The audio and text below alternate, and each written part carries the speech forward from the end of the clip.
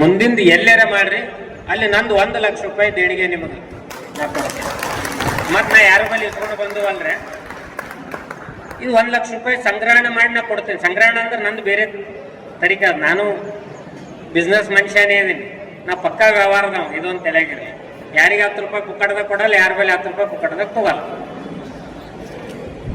ಪೂಜ್ಯ ಅದೃಶ್ಯ ಕಾಡಸಿದ್ದೇಶ್ವರ ಸ್ವಾಮೀಜಿಯವರು ಅವರ ನೇತೃತ್ವದಲ್ಲೇ ನಾ ಫರ್ಟಿಲೈಸರ್ದ ಒಂದು ಕಂಪ್ನಿ ಅದ.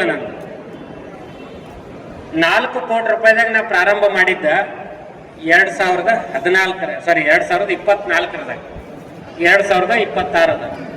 2 ವರ್ಷದಾಗ ಎಷ್ಟು ಆದಾಯ ಮಾಡಬಹುದು ಅಂತ 4 ಕೋಟಿ ರೂಪಾಯಿದಾಗ ಪ್ರಾರಂಭ ಮಾಡಿದ್ವಿ, 250 ಕೋಟಿ ರೂಪಾಯಿ ಬಿಸ್ನೆಸ್ ಕ್ರಾಸ್ ಮಾಡಿದ್ವಿ. ಮತ್ತು ಪ್ರಚಾರ ಇರಲಾರ್ದ, ಯಾವುದೂ ಇರಲಾರ್ದ, ನಾ ಜಾಸ್ತಿ ಪ್ರಚಾರನೂ ಕೊಟ್ಟಿಲ್ಲ, ಎಲ್ಲೂ ಯೂಟ್ಯೂಬ್ದಾಗೂ ಕಾಣಂಗಿಲ್ಲ, ಎಲ್ಲೂ ಕಾಣಂಗಿಲ್ಲ. ನನಗೆ ಮಾರ್ಕೆಟಿಂಗ್ ಸ್ಟ್ರಾಟಜಿ ಗೊತ್ತದ ಏನು ಮಾಡ್ಬೇಕಂತ. ಹಳ್ಳಿಗೆ ಹೋಗಿ ಏನು ಕೆಲಸ ಮಾಡಿಸ್ಬೇಕು ನಾ ಮಾಡಿಸಿದ್ದೀನಿ. ಮತ್ತು ನಾವು ಬೆಳೆದಿರೋವಂಥವ್ರ ಹತ್ರ ನಾವು ಖರೀದಿನೂ ಮಾಡ್ಲಿಕ್ಕೆ ಚಾಲೂ ಮಾಡಿದ್ವಿ. ಈಗ ನೆಕ್ಸ್ಟ್ ವರ್ಷ ಒಂದು ಯೋಜನೆನೂ ಮಾಡ್ತಾ ಇದೀವಿ. ಏನಂದ್ರೆ ಯಾರು ಬೆಳೆ ಬೆಳೀತಾರಲ್ಲ ಅವ್ರಿಗೆ ಇದೇ ಪ್ಯಾರಾಮೀಟರ್ದಾಗ ಅವ್ರು ಬೆಳೆದ್ರಂದ್ರೆ ಅವ್ರಿಗೆ ಮೊದಲೇ ರೇಟ್ ಫಿಕ್ಸ್ ಮಾಡಿ. ಈ ವರ್ಷ ನಾವು 6,500 ರೂಪಾಯಿ ಫಿಕ್ಸ್ ಮಾಡಿದ್ದೀವಿ. ಮತ್ತು ಇನ್ನೊಂದು ಕಂಡೀಷನ್ ಹಾಕಿ ಅವ್ರಿಗೆ, ಅಕಸ್ಮಾತಾಗಿ ಮಾರ್ಕೆಟ್ದಾಗ 9,000 ರೂಪಾಯಿ ಆಯ್ತಪ್ಪ, ನನ್ನ ಹತ್ರ ಅಗ್ರಿಮೆಂಟ್ 6,500 ರೂಪಾಯಿಗೆ ಮಾಡ್ಯಾನ. ಹೆಂಗೆ ನಮ್ಗೆ 6,500 ಕೊಡ್ಬೇಕಿಲ್ಲ, 9,000 ರೂಪಾಯಿ ಅಲ್ಲೇ ಕೊಡ್ಬೇಕು. ನನಗೆ ಕೊಡ್ಲಿಲ್ಲ ಅಂದ್ರೂ ಚಿಂತೆ ಇಲ್ಲ. ಆದ್ರೆ ಮಾರ್ಕೆಟ್ದಾಗ 5,500 ರೂಪಾಯಿ ಆದಾಗ ನಾ 6,500 ತಗೋತೀನಿ. ಆದ್ರೆ 5,500 ನಾ ತಗೋಲ್ಲ, ಯಾಕಂದ್ರೆ ಅವನಿಗೆ ನಾ ಮಾತು ಕೊಟ್ಟಿನಿ, 1,000 ರೂಪಾಯಿ ನಂದು ಹೋದ್ರೆ ಹೋಗ್ಲಿ, ಅವನಿಗೆ ನುಕ್ಸಾನ ಆಗಬಾರ್ದು ಅಂತ. ಈ ಸರಿ 390 ಹೆಕ್ಟರ್ ತೊಗರಿಯನ್ನು ಈ ಸರಿ ಬೆಳಿಲಿಕ್ಕೆ ನಾವು ಟಾರ್ಗೆಟ್ ಮಾಡಿದ್ದೀವಿ. ಪೂರ್ತಿ ಎಕ್ಸ್ಪೋರ್ಟ್ ಮಾಡ್ಲಿಕ್ಕೆ ಆಲ್ರೆಡಿ ನನ್ನ ಹತ್ರ ಆರ್ಡರ್ ಅದ. ನಾ ಎಕ್ಸ್ಪೋರ್ಟ್ ಮಾಡೋದ್ರೂ ಬಹಳ ಚಂದ ಕೆಲಸ ನಡೆದು. ಸೆಗಣಿ ಎಕ್ಸ್ಪೋರ್ಟ್ ಮಾಡ್ತೀವಿ, ಕುಳ್ಳು ಎಕ್ಸ್ಪೋರ್ಟ್ ಮಾಡ್ತೀವಿ, ಅರಿಶಿಣ ಎಕ್ಸ್ಪೋರ್ಟ್ ಮಾಡಿದ್ದೀವಿ, ಈ ವರ್ಷ ರಾಗಿ ಎಕ್ಸ್ಪೋರ್ಟ್ ಮಾಡೀವಿ. ಮತ್ತು ಇದ್ರೊಳಗೆ ಯಾರಿಗೂ 1 ರೂಪಾಯಿ ತೊಗೊಂಡಿಲ್ಲ. ಮತ್ತು ರೈತನಿಗೆ ಅಲ್ಲಿ ಏನು ರೇಟ್ ಮಾರೀವಿ ಆ ರೇಟ್ ಅವನಿಗೆ ತಿಳಿಸೀವಿ. ಅದ್ರದ್ದು ಏನು ಹಿಡನ್ ಚಾರ್ಜಸ್ ಬರ್ತಾವೆ, ಸಣ್ಣ ಪುಟ್ಟ ಖರ್ಚು, ಆ ಚಾರ್ಜಸ್ ತೊಗೊಂಡು ಅವನಿಗೆ ವಾಪಸ್ ಕೊಡುವ ಕೆಲಸ ಮಾಡಿದ್ದೀವಿ. ಹಿಂಗೆ ಎಲ್ಲರಿಗೂ ಮಾಡ್ತೀವಂತ ಸಾಧ್ಯನೂ ಇಲ್ಲ. ಮತ್ತು ನಿಮ್ಮ ತಲೆಗಿರಲಿ, ಅವಾಗೇನ ಹೇಳ್ದ ಹಿಂಗೆ 3 ರೂಪಾಯಿ ಪರ್ ಸ್ಕ್ವೇರ್ ಫೀಟ್ ಕೊಟ್ಟು 1.5 ಲಕ್ಷ ರೂಪಾಯಿ ಗಳಿಸ್ಲತ್ತಾನ, ಬೆಂಗಳೂರದಾಗ ಗಳಿಸ್ಲಿಕ್ಕತ್ತಾನ. ಬಳ್ಳಾರ್ಯಾಗ ಆಗ್ತದಂತ ಸಾಧ್ಯ ಇಲ್ಲ. ಅದು ಬಳ್ಳಾರಿ ಸ್ಥಿತಿ ಬೇರೆ ಇರ್ತದ, ಕಲಬುರಗಿದು ಬೇರೆ ಇರ್ತದ, ಬೆಳಗಾವ್ದು ಬೇರೆ ಇರ್ತದ, ಎಲ್ಲ ಭಾಗದಾಗ ಬೇರೆ ಬೇರೆ ಇರ್ತಾವ. ನೀವು ಬೆಳಿಲಿಕ್ಕೆ ಸಿದ್ಧರಾಗ್ರಿ. ಮಾರ್ಕೆಟಿಂಗ್ ಪ್ಯಾಕೇಜಿಂಗ್ ಆಗಲಿ ಏನೇ ಬೇಕಾಗಿದ್ರು 24 ತಾಸು ನಾನು ನಿಮ್ಮ ಜೊತೆ ಕೆಲಸ ಮಾಡ್ಲಿಕ್ಕೆ ತಯಾರಿದ್ದೀನಿ. ನಿಮ್ಮ ಮನೆ ಆಳ ಮಗ ಅಂತ ತಿಳ್ಕೊರಿ, ಪಗಾರ ಇಲ್ಲ, ಕೆಲಸ ಮಾಡಕ್ಕೆ ನಾ ರೆಡಿ ಇದೆ. ಅಂದ್ರೆ ನೀವೇನು ನನಗೆ ಕೊಡೋ ಅವಶ್ಯಕತೆನೂ ಇಲ್ಲ, ನಾ ತಗೊಳ್ಳೋ ಅವಶ್ಯಕತೆನೂ ಇಲ್ಲ. ನಾ ಯಾಕೆ ನಿಮಗೆ ದುಡಿಬೇಕಾಗ್ಯದ ಅಂದ್ರೆ ಇಷ್ಟು ವರ್ಷ ನಾ 34 ವರ್ಷನೂ ಆಗೀನಿ. 34 ವರ್ಷ ನಾ ಇಷ್ಟು ದೊಡ್ಡವ ಆಗ್ಲಿಕ್ಕೆ ನೀವು ಅನ್ನ ಹಾಕಿರಿ, ನಿಮ್ಮ ಅನ್ನದ ಹಾಕಿದ ಋಣ ತೀರ್ಸೋದು ನನ್ನ ಕರ್ತವ್ಯ. ಅದು ನಾ ಎಷ್ಟು ವರ್ಷ ಬದುಕಿರ್ತೀನಿ ನನಗೆ ಗೊತ್ತಿಲ್ಲ, ಬದುಕಿರೋ ತನ ನಿಮ್ಮ ಜೊತೆಗೆ ಸೇವಾ ಮಾಡ್ತೀನಿ. ಆದ್ರೆ ಇಲ್ಲಿ ಮಜಾ ಏನದು ಗೊತ್ತೇನೆ, ಇದು ಎಲ್ಲ ರೈತರೇ ಬಂದಿರಿ. ಆ್ಯಕ್ಚುಲಿ ನಿಮ್ದು ಕೆಲಸ ಇಲ್ಲ, ಇಲ್ಲಿ ನೀವು ಮಾರ್ಲಿಕ್ಕೆ ಬರ್ಬೇಕು. ಆ್ಯಕ್ಚುಲಿ ಸಿಟಿದವ್ರು ಖರೀದಿ ಮಾಡ್ಲಿಕ್ಕೆ ಬರ್ಬೇಕು. ಖರೀದಿ ಮಾಡೋರು ಭಾಳ ಕಮ್ಮಿ ಬಂದಾರ, ನೋಡ್ಲಿಕ್ಕೆ ಬಂದವ್ರ ಭಾಳ ಮಂದಿ ಅದಾರ. ಇವತ್ತು ನೋಡ್ಲಿಕ್ಕೆ ಬಂದವ್ರಿಗೂ ಒಂದು ವಿನಂತಿ ಏನದ ಅಂದ್ರೆ, ಇಲ್ಲಿ ಏನು ಬೆಳೆ ಮಾರ್ಲಿಕ್ಕತ್ತಾರಲ್ಲ ಇವ್ರದ್ದು ಯಾರ್ದು ಇವತ್ತು ಇಲ್ಲಿ ನಮ್ದು ಖಾಲಿ ಆಗಿಲ್ಲಪ್ಪ, ನಾವು ಮತ್ತೆ ಊರಿಗೆ ವಾಪಸ್ ಹೊತ್ಕೊಂಡು ಹೋಗ್ಲಿಕ್ಕತ್ತೀನಪ್ಪ ಅನ್ನುವಂಥ ಪರಿಸ್ಥಿತಿ ಬರಬಾರ್ದು. ಎಲ್ಲರೂ ಏನು ಸಾಧ್ಯ ಆಗ್ತದೆ, ಏನು ಒಂದು 50 ರೂಪಾಯಿ 100 ರೂಪಾಯಿ ತೊಗೊಂಡ್ರೆ ಅಂದ್ರೆ ಇದೆಲ್ಲನೂ ಖಾಲಿ ಆಗ್ತದೆ. ಯಾಕಂದ್ರೆ ಇವತ್ತು ಅವ್ರದ್ದು ಏನಾರ ಹುಮ್ಮಸ್ ಬಿತ್ತಪ್ಪ ಅಂದ್ರೆ, ಇವತ್ತೇನಾರ ಅವ್ನ ತಲೆಯಾಗ ನಂದು ಖರೀದಿ ಆಗಿಲ್ಲ ಅಂತ ಅವ್ನ ಮನಸ್ಸಿನಾಗ ಬಂತಪ್ಪ ಅಂದ್ರೆ ಮುಂದಿನ ಸಂತಿಗೆ ಅವ ಇಲ್ಲಿ ಇರಂಗೇ ಇಲ್ಲ. ಅವ ಮುಂದಿನ ಸಂತಿಗೆ ಬರಲಿಲ್ಲ ಅಂದ್ರೆ ಮತ್ತೆ ನಮ್ದು ಅದೇ ಆಡ ಆಗ್ತದೆ. ಮಧ್ಯವರ್ತಿಗಳ ಕೈಯಾಗ ಸಿಕ್ಕ ಈ ಕಡೆ ದೇವ್ರನ್ನೂ ಆಗಲ್ಲ, ಈ ಕಡೆ ದೇವ್ನ ಎರಡೂ ಆಗ್ಲಾರ್ದ ನಡಬರ್ಕ್ ತಿರುಗಾಡಂಗ. ಈಗ ಮೊನ್ನೆ ಸಕ್ರೆ ರೇಟ್ 75 ರೂಪಾಯಿ ಆಗ್ಯದ, ಹೌದಾ? ಸಕ್ರೆ ರೇಟ್ ನೀವು ಜಾಸ್ತಿ ಮಾಡಿವ್ರ ಅವ್ರು ಜಾಸ್ತಿ ಮಾಡ್ಯಾರ? ಯಾಕೆ ಜಾಸ್ತಿ ಆಯ್ತ್ರಿ ಅಂದ್ರೆ ಇಲ್ರಿ ಏನೇನೋ ಟೆಕ್ನಿಕಲ್ಸ್ ಅವ್ರು ಹೇಳ್ತಾರ, ಬಹಳ ಕಾರಣಗಳು ಕೊಡ್ತಾರ. ಅದ್ರ ಸಲಕ್ ಜಾಸ್ತಿ ಆಗ್ಯದ, ಇದ್ರ ಸಲಕ್ ಜಾಸ್ತಿ ಆಗ್ಯದ. ಅದ್ರ ಕಬ್ಬಿನ ರೇಟ್ ಜಾಸ್ತಿ ಕೊಡ್ರಿ ಅಂತ ಕೇಳಿದಾಗ ಅವ್ರಿಗೆ ಬೇರೆ ಬೇರೆ ತ್ರಾಸಗಳು ಬಹಳ ಜಾಸ್ತಿ ಆಗ್ತವೆ. ಇದಕ್ಕೆಲ್ಲ ನಾವೇ ಕಾರಣ. ಹೆಂಗಂದ್ರ ಒಂದು ಕಂಪ್ನಿಯನ್ನ ರಚನೆ ಮಾಡ್ಬೇಕಾದ್ರ ಅಲ್ಲಿ ಎಲ್ಲರೂ ರೈತರನ್ನ ಅಲ್ಲಿ ಶೇರ್ ಹೋಲ್ಡರ್ಸ್ ಮಾಡ್ತಾರೆ. ನಾವ್ ಎಷ್ಟು ಶಾಣೆ ಇದೀವಿ ಅಂದ್ರ ಯಾವ ಲೂಟಿ ಮಾಡೋ ಚಂದನ ನೋಡಿ ಅವನಿಗೆ ಅಧ್ಯಕ್ಷ ಅಂತವನಿಗೆ ಮಾಡ್ತೀವಿ. ಪೂರಾ ನಮಗೆ ಕಲಾಸೆ ಮಾಡ್ಬೇಕವ ಅಂತವನಿಗೆ ನೋಡಿ ನಾವು ಅಧ್ಯಕ್ಷ ಮಾಡ್ತೀವಿ. ಮತ್ತು ಉದ್ಧಾರ ಆಗಂದ್ರೆ ಹೆಂಗೆ ಸಾಧ್ಯ? ಮಾರ್ಕೆಟ್ದಾಗ ಹೋಗಿ ಮಾರಬೇಕು, ರೊಕ್ಕ ಬಂದದ ಮನೆ ಖರ್ಚಿಗೆ ತರಬೇಕು. ಮತ್ತು ಇವಂದು ತ್ರಾಸ ಅದ. ಹೆಂಗಂದ್ರೆ ಇವ ಬಿತ್ತನೆ ಬೀಜಕ್ಕೆ ಸಾಲ ತಂದಿರ್ತಾನ, ಗೊಬ್ಬರಕ್ಕೆ ಸಾಲ ತಂದಿರ್ತಾನ, ಹೊಲ್ದಾಗ ಕಳೆ ತೆಗಿಲಕ್ ಸಾಲ ತಂದಿರ್ತಾನ. ಇವೆಲ್ಲ ಕೊಡ್ಬೇಕಲ್ಲ, ಇವನಿಗೆ ಇದು ತ್ರಾಸ ಇರ್ತದ. ಅದಕ್ಕೆ ಇವ ಏನ್ ಮಾಡ್ತಾನಪ್ಪ ಅಂದ್ರ ಈ ಬಂದ್ ಬೆಳಿ ಮಾರಿ ಅವನಿಗೆ ರೊಕ್ಕ ಕೊಟ್ರೆ ಸಾಕಾಗ್ಯದ ಅಂತ ಅವ ಚಿಂತೆ. ಅದಕ್ಕೆ ಇವೆಲ್ಲಾ ವ್ಯವಸ್ಥೆಗಳನ್ನ ಸರಿ ಆಗ್ಬೇಕಂದ್ರ ಏನೀಗ 3ನೇ ಹೆಜ್ಜೆ ಬಳ್ಳಾರಿಗೆ ಇಟ್ಟಿರಿ, ಇದು ತಾಲೂಕಾ ಮಟ್ಟದಾಗ ಪ್ರತಿಯೊಂದು ಕಡೆಗೂ ಈ ಹೆಜ್ಜೆ ಇಟ್ಕೋತ ಹೋದ್ರಪ್ಪ ಅಂದ್ರ ಅಲ್ಲೆಲ್ಲಿರುವಂತ ರೈತರು ಉದ್ಧಾರ ಆಗ್ತಾರ. ಅವಾಗ ರೈತರು ನೆಮ್ಮದಿ ಅಂತ ಇಟ್ಕೊಂಡದಕ್ಕೆ ನೆಮ್ಮದಿಯಾಗಿ ಬದುಕ್ತಾರ ಇರ್ತಾನ. ಅದನ್ನ ಹೆಂಗ್ ತಗೋಬೇಕು, ಎಲ್ಲಿ ಮಾರಾಟ ಮಾಡಿಸಿದ್ರೆ ಅವನಿಗೆ ಆದಾಯ ಜಾಸ್ತಿ ಆಗ್ತದೆ. ಅದಕ್ಕೆ ನಮ್ಮ ಹಿಂಡಿ ಭಾಗದಾಗ ಎಲ್ಲಾರು ನಿಂಬೆಹಣ್ಣು ಬೆಳಿತಾರ. ಆ ಭಾಗದಾಗ ಆ ನಿಂಬೆಹಣ್ಣನ ಮಾರಾಟ ಬಹಳ ತ್ರಾಸ ಇತ್ತವ್ರಿಗೆ. ಅದು ಪೂರಾ ಒಂದು ಸುಮ್ ಸರ್ವೆ ಮಾಡಿದೆ, ನಿಂಬೆಹಣ್ಣು ಎಷ್ಟಕ್ಕೆ ಬೆಳಿತಾನ, ಈ ಒಂದು ಕಾಸ್ಟ್, ಪ್ರೊಡಕ್ಷನ್ ಕಾಸ್ಟ್ ಎಷ್ಟದ, ಹೊರಗೆ ಇವ ಎಷ್ಟಕ್ಕೆ ಮಾರ್ಲಿಕ್ಕತ್ತಾನ, ಈ ಒಂದು ಆದಾಯ ಎಷ್ಟದ ಅಂತ ವಿಚಾರ ಮಾಡಿ ನೋಡಿದಾಗ ಅವ ಲಾಸ್ನಾಗೆ ಬೆಳಿಲಿಕ್ಕತ್ತಿದ್ದ. ಅದಕ್ಕೆ ನಾ ಆ ನಿಂಬೆಹಣ್ಣು ತಗೊಂಡೋಗಿ ಸುಮ್ಮ ಡೆಲ್ಲಿಗೆ ಹೋಗಿದ್ದೆ. ಅಜ್ಜರ ಏನಂದ್ರು, ಸುಮ್ಮ ಒಂದ್ಸರಿ ಆಜಾದ್ ಬಂಡಿ ಕಡೆಗೆ 5 ವಾರ ಮತ್ತೆ ನೋಡಮ್ಮ ಅಂದಿದ್ರು. ಸುಮ್ಮ ಹೋಗಿ ಬಂದಿದ್ದೆ ನಾ. ಆ ಹೋಗಿ ಸುಮ್ ನೋಡ್ಕೊಂಡು ಬಂದದಕ್ಕ ಇಂಡಿ ಭಾಗದ ರೈತರ ನಿಂಬೆಹಣ್ಣನ್ನ ಆಜಾದ್ ಬಂಡಿಗೆ ಮಾರಿಸಿ 200 ಟನ್ ಮಾರಿಸ್ಕೊಟ್ಟೆ ನಾ. ಮಾರಿದ ರೇಟ್ ಇಲ್ಲಿ ₹1.50 ಇತ್ತು, ನಾ ಅಲ್ಲಿ ಮಾರಿದ ₹6. ಆ ₹6 ಯಾರ್ಯಾರು ಎಷ್ಟೆಷ್ಟು ನಿಂಬೆಹಣ್ಣು ಕೊಟ್ಟಿದ್ರು ಡಿವೈಡ್ ಮಾಡಿ ಹೊಸ ಮಂದಿಗೆ ರೊಕ್ಕ ಕೊಟ್ಟಿವಿ. ಟ್ರಾನ್ಸ್ಪೋರ್ಟೇಷನ್ ಚಾರ್ಜ್ ಅದೆಲ್ಲ ತೆಗೆದು. ಈ ಮನಸ್ಥಿತಿ ನಮ್ಗೆಲ್ಲರಿಗೂ ಬರೋ ತನಕ ಇದು ಕೆಲಸ ಆಗುದಿಲ್ಲ. ಈಗ ನಮ್ಮ ಸಜ್ಜನ ಅವರು ಒಂದು 8-10 ಕಡೆಗಾರ ನನಗೆ ಭೇಟಿಯಾಗಿರ್ಬೇಕು. ಅವ್ರು ಯಾವಾಗ ಸಿಕ್ಕಾಗೂ ಅವ್ರದ್ದು ಒಂದು ತತ್ವ ಅದೇನು, ಒಟ್ಟು ಬೆಲ್ಲದ ಕಾಯಿ ಬಗ್ಗೆ ನಮಗೆ ಹೇಳ್ತಾರ. ಏನು ಅದ್ರ ಜ್ಯೂಸ್ ಮಾಡೀವ್ರಿ, ಅದ್ರ ಬರ್ಫಿ ಮಾಡೀವ್ರಿ, ಅದ್ರ ಸ್ವೀಟ್ ಮಾಡೇನ್ರಿ ಅಜ್ಜಾರ, ಅದ್ರ ಜ್ಯೂಸ್ ಮಾಡೇನ್ರಿ. ಅಂದ್ರೆ ಪ್ರತಿಯೊಂದು ಅದ್ರ ಉತ್ಪನ್ನಗಳಿಗೆ ಎಷ್ಟು ಮಾಡ್ಬೋದು ಅಂತ ಹೇಳಿ ಉತ್ಪನ್ನಗಳು ಮಾಡ್ಯಾರ. ಅವ್ರಿಗೆ ಶಕ್ತಿ ಚಂದದ, ಅವ್ರ ಮಕ್ಕಳು ಭಾಳ ಚಂದ ಅದ, ಮಾರ್ಕೆಟಿಂಗ್ ಮಾಡ್ಲಿಕ್ಕತ್ತಾರ. ಅದ್ರೊಳಗೆ ಇವತ್ತು ಮತ್ತೊಂದು ಹೊಸ ಉತ್ಪನ್ನ ಹೇಳಿದ್ರು, ಬೆಲ್ಲದ ಕಾಯ್ದು ಚಟ್ನಿ ಮಾಡೇನ್ರಿ ಅಂತ ಹೇಳಿದ್ರು, ಚಟ್ನಿ ಪುಡಿ. ಅಂದ್ರ ಈ ರೀತಿ ಹೊಸ ಹೊಸ ಉತ್ಪನ್ನಗಳು ಮಂದಿಗೆ ತಿನ್ಬೇಕಂತೂ ಅದ. ಆದ್ರೆ ಕೊಡೋದು ನಮ್ಮ ಕೈಯಾಗ ಆಗ್ಬೇಕಾಗ್ಯದ. ನಾ ಈ ಸರಿ ನೋಡ್ರಿ, ಮುಂಬೈ ಗ್ರಾಹಕ ಕೇಂದ್ರ ಅಂತ ಹೇಳಿ ಮುಂಬೈದಾಗ ಒಂದು ಗ್ರಾಹಕ ಕೇಂದ್ರ ಅದ. ಅವ್ರ ಕೆಲಸ ಏನ್ ಮಾಡ್ತಾರಂದ್ರ ರೈತರಿಂದ ನೇರವಾಗಿ ಖರೀದಿ ಮಾಡೋದು, ಪ್ಯಾಕ್ ಮಾಡಿ ಜನರಿಗೆ ಕಡಿಮೆ ರೇಟ್ನಾಗ ಅದನ್ನ ತಲುಪಿಸುವಂತ ಕೆಲಸ ಮಾಡ್ತಾ ಇದಾರ. ಅವ್ರಿಗೆ ಒಟ್ಟು 39,000 ಕುಟುಂಬಗಳಿಗೆ ತಲುಪಿಸ್ತಾರ. ಅದು ಮಾರ್ವಾಡಿ ಸಮಾಜದವ್ರದ್ದು ಅದ. ಅವ್ರಿಗೆ ಹೋಗಿ ವಿನಂತಿ ಮಾಡ್ಕೊಂಡೆ, ನಮ್ಮಲ್ಲಿ ಹಿಂಗೆ ರೈತರ ಆರ್ಗ್ಯಾನಿಕ್ ಬೆಳಿಲಿಕ್ಕತ್ತಾರ, ಅವ್ರಿಗೆ ಸ್ವಲ್ಪ ಮಾರ್ಕೆಟಿಂಗ್ ಕಷ್ಟ ಆಗ್ಲಿಕ್ಕತ್ತದ, ಹಿಂಗೆ ಉತ್ಪನ್ನ ತಗೊಳ್ರಿ ಅಂತ.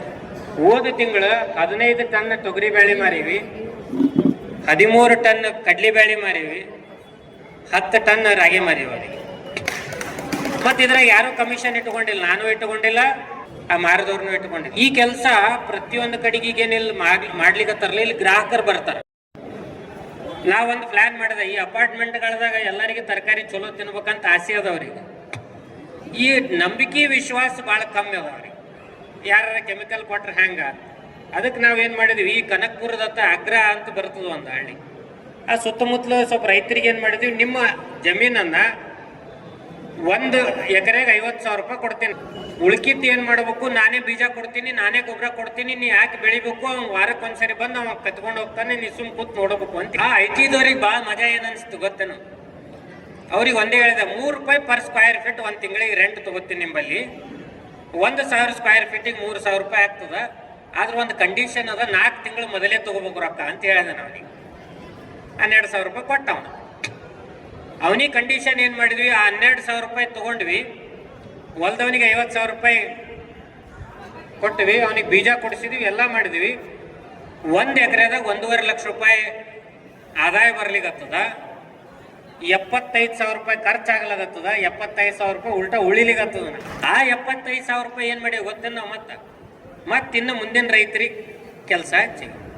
ಹಿಂಗ 65 ಎಕರೆ ಈಗ ಆಲ್ರೆಡಿ ನಾವು ಕೃಷಿ ಮಾಡ್ಲಿಕ್ಕತ್ತೀವಿ. ಹಿಂಗ ಎಲ್ಲರಿಗೂ ಹೊಸ ಹೊಸ ವಿಚಾರ ನಾವು ಏನಾರು ಹೇಳಿದ್ವಿ ಅಂದ್ರೆ ಇದು 100% ಕೆಲಸ ಆಗಿದೆ. ಒಂದು ದಿನಕ್ಕೆ 14 ಕೋಟಿ ಲೀಟರ್ ಹಾಲನ್ನ ಉತ್ಪಾದನೆ ಮಾಡುವ ಸಾಮರ್ಥ್ಯ ಭಾರತಕ್ಕದ. ಆದ್ರೆ ಪ್ರತಿದಿನ ಹಾಲು ಮಾರಾಟ ಮಾಡುವಂತ ಸಾಮರ್ಥ್ಯ ಭಾರತ ದೇಶದಾಗ 64 ಕೋಟಿ ಅದ. ಇನ್ನು 50 ಕೋಟಿ ಲೀಟರ್ ಹಾಲು ಎಲ್ಲಿಂದ ಬಂತು ಅಂತ ನನಗೆ ಚಿಂತೆ. ಇನ್ನು 50 ಕೋಟಿ ಲೀಟರ್ ಹಾಲು ಏನದ ಅದು ಕಲಬೆರಕೆ ಇದೆ ಕೊಡ್ಲಿಕ್ಕತ್ತಾರ. ಅಂದ್ರೆ ನಮ್ಗೆ ಇನ್ನು 50 ಕೋಟಿ ಲೀಟರ್ ಹಾಲನ್ನ ಉತ್ಪಾದನೆ ಮಾಡ್ಲಿಕ್ಕೆ ಇನ್ನ ಜಾಗ ಖಾಲಿ ಅದ ಅಂತ ಆಯ್ತಲ್ಲ. ಹಿಂಗ ಸಣ್ಣ ಸಣ್ಣ ವಿಷಯ ಅದಾವ, ನಾವು ಅದು ತಿಳ್ಕೊಳ್ಬೇಕಾಗ್ಯದ, ತಿಳ್ಕೊಂಡು ಜನರಿಗೆ ಮುಟ್ಟಿಸ್ಬೇಕಾಗ್ಯದ. ಇದ್ರೊಳಗ ನಮ್ಮಲ್ಲಿ ಒಬ್ಬರು ಗಂಗಾವತಿಲಿಂತನೂ ಒಬ್ಬ ರೈತ ಬಂದಾನೆ. ಅಯ್ಯನಗೌಡ್ರು ಅಂತ ಅದಾರ. ಅವ ಅಕ್ಕಿ ಬೆಳಿತಾನ, ಒಂದು 50 ಆಕಳು ಸಾಕೊಂಡಾರ, ಅಕ್ಕಿ ಬೆಳಿತಾನ.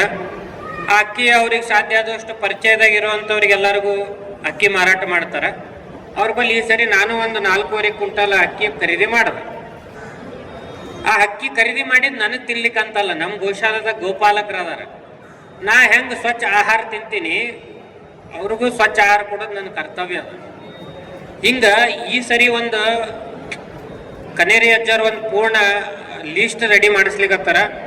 ನಮ್ಮ ಸರ್ ಅವ್ರ ಜೊತೆಗೆ ಬಹಳ ವಾದ ವಿವಾದ ನಡೀತಿರ್ತಾವ್ರು. ಕೃಷಿ ಆಶ್ರಮ ಅಂತ ಮಾಡಿ ನಮ್ಮ ಮಠದಾಗ ಪ್ರತಿ ತಿಂಗಳು ಅಥವಾ 3 ತಿಂಗಳು 4 ತಿಂಗಳಿಗೆ ಒಂದ್ಸರಿ ಅವ್ರ ಕೃಷಿ ಆಶ್ರಮದ ಒಂದು ಸಭೆಗಳನ್ನು ಮಾಡಿ ರೈತರಿಗೆ ಏನೇನು ಮಾಡ್ಲಿಕ್ಕೆ ಸಾಧ್ಯ ಅದ ಚಿಂತನೆ ಮಾಡ್ತಾ ಇದಾರೆ. ನನಗೆ ತಿಳಿದಂಗ ಇನ್ನ ಬಹಳ ಮಾಡಿ 4 ರಿಂದ 5 ವರ್ಷ ಆದ್ಮೇಲೆ 2026 ಅದ, 32 ಆದ್ಮೇಲೆ ರೈತರೇ ತಮ್ಮ ಆಹಾರದ ಬೆಲೆಯನ್ನ ನಿಗದಿ ಮಾಡುವಂತ ಸಾಮರ್ಥ್ಯ ಅವ್ರ ಕೈಗೆ ಬಂದೇ. ಹೆಂಗ್ ಬರ್ತದ ಅಂದ್ರೆ ಹಿಂಗ್ ಚಾಲು ಆದ್ರೆ ಮಾತ್ರ ನಾವು ಹೋರಾಟ ಮಾಡ್ತೀವಿ. ಅವ್ರಿಗೂ ಬಹಳ ಚಟ ಬಿದ್ದದ. ಮಕ್ಕಳು ರಾಜಕೀಯದವ್ರಲ್ಲ, ಅವ್ರಂತ ಬದಮಾಸರ ಜಗತ್ತಿನಾಗ ಯಾರು ಇಲ್ಲ. ನನಗೇನು ಪರಕ್ ಬೀಳಂಗಿಲ್ಲ, ಯಾಕಂದ್ರೆ ನಾ ಏನು ಅವ್ರಿಂದ ನಡೆಯಂಗೂ ಇಲ್ಲ.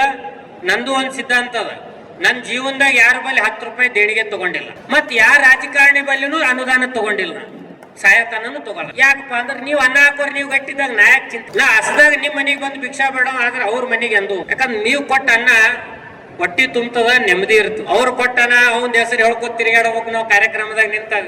ಅವ 5 ಲಕ್ಷ ಕೊಟ್ರಿ, ಇವ 20 ಲಕ್ಷ ಕೊಟ್ರಿ, ಇವ ಮಠ ಕಟ್ಲಕ್ ಕೊಟ್ರಿ, ಇವ ಆಕಡೆ ಕೊಟ್ರಿ, ಯಾಕರೆ ಬೇಕು. ಇವ 5 ಎಕರೆ ಗೋಧಿ ಬೆಳೆದು ಅದ್ರಾಗ 1 ಕ್ವಿಂಟಲ್ ಕೊಟ್ಟನಂದ್ರೆ ಅದು ನನಗೆ ಬಹಳ ಸಂತೋಷ. ಮತ್ತು ಇಡೀ ಭಾರತದಾಗ ಎಲ್ಲಾ ಮಠಗಳು ನಡೆದು ರೈತರ್ಲಿಂತ ಇದು ತಲೆಗಿರ್ಲಿ. ಮತ್ತು ನಮ್ಮಲ್ಲಿ ಸ್ವಾಮಿಗಳು ಭಾಳ ಶಾಣೆ ಅದಾರ.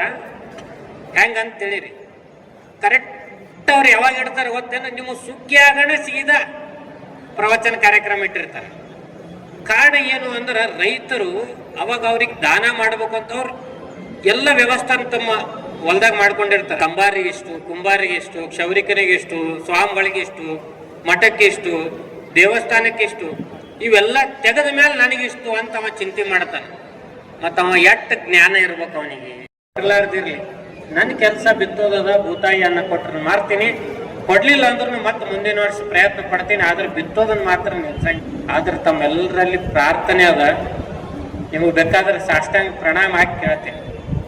ಇಷ್ಟು ವರ್ಷ ಅಮೃತ ಕೊಟ್ಟಿರಿ, ಇನ್ನು ಮುಂದೆ ವಿಷ ಕೊಡೋದು ಬೇಡ. ಅಂದ್ರೆ ಅಮೃತ ಕೊಟ್ಟವ್ರು ಎಂದಾರ ವಿಷ ಕೊಡ್ಲಿಕ್ಕೆ ಸಾಧ್ಯ ಅದ. ಸ್ವಲ್ಪ ಜನ ದುಡ್ಡಿನ ಆಸೆಗೆ ಅವ್ರು ಏನೇನೋ ಮಾಡಿ ವಿಷ ಕೊಡ್ಲಿಕ್ಕತ್ತಾರ.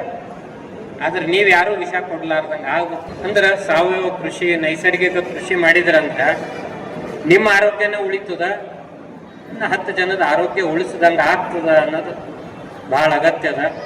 ಏನು ಪಂಜಾಬ್ನಾಗ ಏನು ಕ್ಯಾನ್ಸರ್ ಪೇಷಂಟ್ಗಳು ಬಹಳ ಜಾಸ್ತಿ ಆಗ್ಯಾವ, ಹಂಗ ಕರ್ನಾಟಕದಾಗನು ಆಗೋ ಲಕ್ಷಣಗಳು ಬಹಳ ಅದಾವ. ಅದು ಆಗ್ಲಾರ್ದಂಗ ನೋಡ್ಬೇಕು ಅಂದ್ರೆ ನಾವು ಅಮೃತ ಬೆಳೆಯುವಂಗ ಆಗ್ಬೇಕಾಗ್ಯದ, ಅಮೃತವನ್ನ ನೀಡುವಂತ ಕೆಲಸ ಆಗ್ಬೇಕಾಗ್ಯದ. ಅದಕ್ಕೆ ತಾವೆಲ್ಲರೂ ಸಾವಯವ ಕೃಷಿ ಕಡೆಗೆ ಹೊತ್ತು ಕೊಡ್ರಿ. ರೈತರ ಸಂತೆ ಏನು ಎಲ್ಲೆಲ್ಲಿ ಮಾಡಿ ಎತ್ತ ಹಾಕೋಬೇಕಲ್ಲ ಆಕಳೆ ಹಾಕೋಬೇಕು. ನಿಮ್ಗೊಂದು ಸಣ್ಣದು ಒಂದು ಲಾಸ್ಟ್ ಕತೆ ಹೇಳಿ ಮುಗಿಸ್ತೀನಿ. ಇದಕ್ಕಿಂತ ಹಿಂದೊಂದು ಅಮಾಸಿ ಬಂದಿತ್ತು. ಯಾವ ಅಮಾಸಿ ಬಂದಿತ್ತು? ಮಣ್ಣೆತ್ತಿನ ಅಮಾಸಿ ಅಂತ ಬಂದಿತ್ತು. ಬಸವಣ್ಣನ ಹಬ್ಬ ಅಂತೂ ಕರಿತೀವಿ. ಏನು ಮಣ್ಣೆತ್ತಿನ ಅಮಾಸಿ ಅಂದ್ರೆ ಯಾಕೆ ಆಚರಣೆ ಮಾಡ್ತಾರ? ಇದ್ರದ್ದು ವಿಶೇಷ ಏನದ ನೀವು ಯಾರಿಗಾರ ಕೇಳ್ರಿ. ನನಗೆಲ್ಲರೂ ಏನು ಹೇಳ್ಯಾರಂದ್ರೆ, 2 ಮಣ್ಣಿನ ಎತ್ತು ತಗೋದು, ಅವ್ ಮನ್ಯಾಗ ಇಡೋದು, ಊದಿನ ಕಡ್ಡಿ ಟ್ಯಾಂಗ್ ಹೊಡೋದು, ಹೋಳಿಗೆ ಮಾಡಿ ಊಟ ಮಾಡಿ ಮಣ್ಣೆತ್ತಿನ ಅಮಾಸಿ ಮುಗೀತು. ಮಣ್ಣೆತ್ತಿನ ಅಮಾಸಿ ಅಂದ್ರೆ ಅದಲ್ಲ. ಮಣ್ಣೆತ್ತಿನ ಅಮಾಸಿ ಅಂದ್ರೆ ನಮ್ಮ ಪೂರ್ವಿಕರು ಬಹಳ ಚಂದ ಮಾತ್ನಾಗೆ ಒಗಟ್ಟಿನಾಗ ಹೇಳಿರ್ತಾರೆ. ಮಣ್ಣು ಎತ್ತಿನ ಅಮಾಸಿ ಏನಪ್ಪಾ ಅಂದ್ರೆ ಕೆರೆಗಳದಾಗ, ಹಳ್ಳದಾಗ, ನದಿದಾಗ ಏನು ಮಣ್ಣು ಇರ್ತದಲ್ಲ, ಅವತ್ತಲಿಂತ ಎತ್ತುಗಳನ್ನು ಕಟ್ಟಿ ಆ ಊರಾಗ ಏನು ಎತ್ತಿನ ಜೋಡಿ ಇರ್ತಾವಲ್ಲ, ಊರಾಗ ಎಷ್ಟು ಎತ್ತು ಇರ್ತಾವಲ್ಲ, ಆ ಎಲ್ಲ ಎತ್ತಿನ ಬಂಡಿ ಕಟ್ಟಿ ಅದ್ರಾಗ ಇರುವಂತ ಊಳು ಎತ್ತೋ ಕಾರ್ಯಕ್ರಮಕ್ಕೆ ಮಣ್ಣೆತ್ತಿನ ಅಮಾವಾಸ್ಯೆ ಅಂತ. ನಮ್ಮ ತಲೆಗೆ ಬೇರೆನೇ ನಡೆದ. ಮತ್ತು ಮಣ್ಣೆತ್ತಿನ ಅಮಾವಾಸ್ಯೆ ಆದ್ಮೇಲೆ ಕರೆಕ್ಟಾಗಿ 64ನೇ ದಿನಕ್ಕೆ ಇನ್ನೊಂದು ಹಬ್ಬ ಬರ್ತದೆ. ಯಾವ ಹಬ್ಬ ಬರ್ತದೆ ಗೊತ್ತೇನ್ರಿ? ಗಣಪತಿ ಹಬ್ಬ ಬರ್ತದೆ. ಈ ಗಣಪತಿ ಹಬ್ಬಕ್ಕೂ ಮತ್ತು ಮಣ್ಣೆತ್ತಿನ ಅಮಾವಾಸ್ಯೆಗೂ ಬಹಳ ದೊಡ್ಡ ಲಿಂಕ್ ಅದ. ಏನು? ಅವಾಗ ಮಳೆ ಜಾಸ್ತಿ ಆಗ್ತಿರ್ತದ, ಅದಕ್ಕೆ ತೆಗ್ಗು ಮಾಡಬೇಕು. ತೆಗ್ಗು ಮಾಡಿ ನೀರು ಸಂಗ್ರಹಣ ಆಗ್ತದ. ಈ ಏನು ಮಣ್ಣು ಎತ್ತಾಕಿರ್ತೀವಲ್ಲ ಅದ್ರದ್ದು ಗಣಪತಿ ಮಾಡಿ ಇಡಬೇಕು. ಮತ್ತ ಆ ಗಣಪತಿ ಒಯ್ದು ಕೆರೆಯಾಗ ಹೋಗಿಬೇಕು, ಬಾವಿದಾಗ ಹೋಗಿಬೇಕು, ಮತ್ತು ನದಿಗೆ ಹೋಗಿಬೇಕು. ಇದು ಒಗೆಯೋದ್ರಲ್ಲಿಂದ ಏನ್ ಕೆಲಸ ಆಗ್ತದಪ್ಪ ಅಂದ್ರೆ ಅವಾಗ ನೀರ್ ಏನಾಗಿರ್ತಾವ ಒಳಗೆ ಹೋಗಿರ್ತಾವ, ಈ ಮಣ್ಣು ಬಿಸಿಲಿಗೆ ಒಣಗಿ ಮತ್ತೇನು ವಾಪಸ್ ಒಯ್ದು ಒಳಗೆ ಹಾಕ್ತೇವಲ್ಲ ಅದ್ರಲ್ಲಿಂತ ಒಳಗೆ ಹೋಗಿರೋ ನೀರು ಮತ್ತೆ ಮ್ಯಾಲ ಬರ್ತಾವ ಅಂತೇಳಿ ಈ ಒಂದು ಸೈಂಟಿಫಿಕ್ ರೀಸನ್ ಇಟ್ಕೊಂಡು ಈ ಹಬ್ಬಗಳನ್ನು ಆಚರಣೆ ಮಾಡೋದು ನಮ್ಮಲ್ಲಿ ಪದ್ಧತಿ ಐತಿ. ನಮಗೆ ಇದ್ರ ಪದ್ಧತಿನೇ ಗೊತ್ತಿಲ್ಲ. ಯಾವ ಗಣಪತಿ ಮಾಡ್ಲಕತ್ತೀವಿ, ಉಲ್ಟಾ ನೀರು ಕೆಡಿಸೋ ಗಣಪತಿ ಮಾಡಿರ್ತೀವಿ. ಅದಕ್ಕೆ ಇಂಥ ಹಬ್ಬಗಳನ್ನು ಆಚರಣೆಗಳನ್ನು ನಾವು ತಿಳ್ಕೊಳ್ಳೋದು ಭಾಳ ಅಗತ್ಯ ಅದ.